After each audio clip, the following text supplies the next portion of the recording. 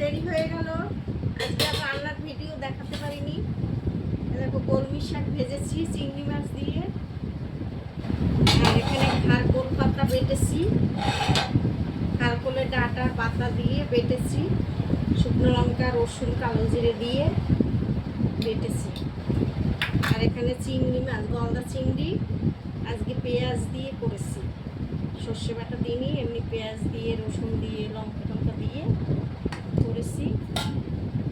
আর এখানে কচুর তরকারি, এটাও চিংড়ি মাছ দিয়ে মান কচুর তরকারি করেছি। আর কালকে 2 পিস ইলিশ মাছ ছিল, দিয়ে দিয়েছি, ঠিক আছে, সব দিয়ে আজকে এই। আর এখানে এই যে ভাত, এখন খেতে বসবো আমরা, ঠিক আছে। ভালো লাগলে ভিডিওটা লাইক করো, শেয়ার করো, সাবস্ক্রাইব করো, বলো আইস।